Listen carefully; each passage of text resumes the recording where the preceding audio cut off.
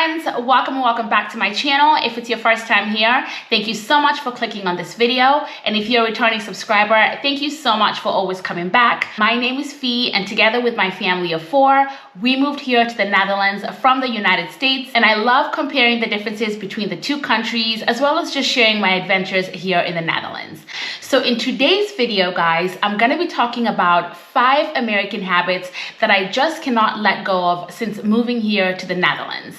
So you guys know how we do it here. Go ahead and get comfortable, get yourself your favorite snack, and we'll get right into it.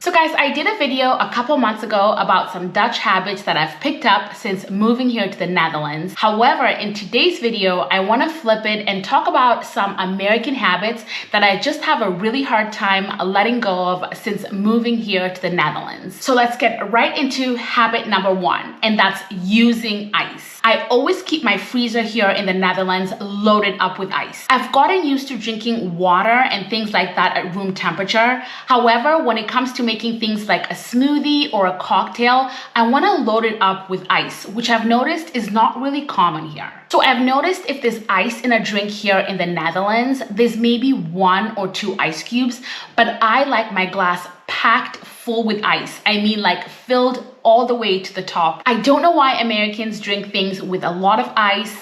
I was a waitress when I was in college, and even during training, you're taught that when you're filling up a glass with ice, you want to load it up and fill the ice all the way to the top. And that's definitely not the way things are here in the Netherlands. Typically, they'll bring you a glass bottle with a glass on the side with no ice at all. You can request ice. However, when you do get the ice, it's usually not filled up all the way up to the brim. You'll get a few pieces of ice cubes in there, which is perfectly fine. Like I said, I've learned how to adjust. However, when I'm home, I always have my freezer packed with ice. The second thing I do, which I'm kind of embarrassed to admit, given that we've now been in Europe for well over a year, is that I still rely on cups, tablespoons, Fahrenheit, and miles per hour. I literally struggle with the metric system and reading temperature in Celsius. I still use Fahrenheit. When I look up recipes online, they're usually American recipes, and they're listed in cups and tablespoons and things like that, obviously, instead of grams. And I actually have measuring cups and measuring spoons that I brought with me from the US because it's easier for me to bake and cook like that. I'm not too fond of the kitchen scale, which is how I see a whole bunch of the Dutch recipes get measured out. I try to avoid using grams or milliliters.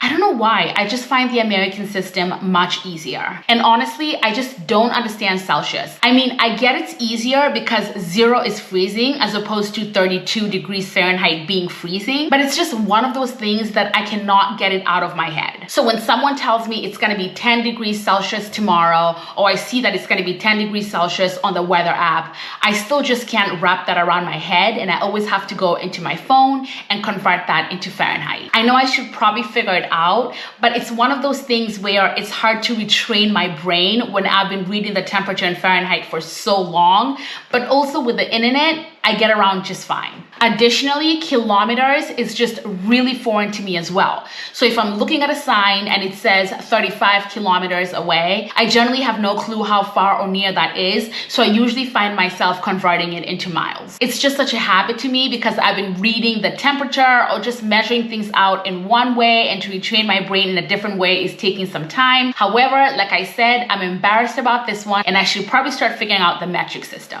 The third thing that I do that is totally American is that I eat a lot of peanut butter. We eat a lot of peanut butter in this house. I think we buy a new jar at least every week. I eat peanut butter with my fruit, so with apples and bananas. I love peanut butter ice cream, peanut butter cookies, a peanut butter sandwich. I mean, I grew up on peanut butter and jelly like most Americans do, and I just don't think that's really a thing here in the Netherlands. We absolutely love it in my house, and we've not made the switch to to Nutella or any one of the other European spreads. The next American habit that I want to talk about is just the general concept of sugarcoating things during discussions. So the Dutch people are very direct. They say yes, they say no, they say what's on their minds. And if you compare that to Americans, we have mastered the skill of beating around the bush and giving feedback in a very sugar-coated kind of way. So an example of this would be if somebody comes to you asking for something, maybe an idea that you're not interested in. Instead of saying no, you would say, I think it's a really great idea, but just not at this time, even if you thought it was a horrible idea. But my experience here in the Netherlands is that a no is more of a no. And I think you may confuse a Dutch person if you were to say things that were not direct. So for example, you think the idea is horrible, but you say, I think it's a great idea, but we can do it some other time. Or even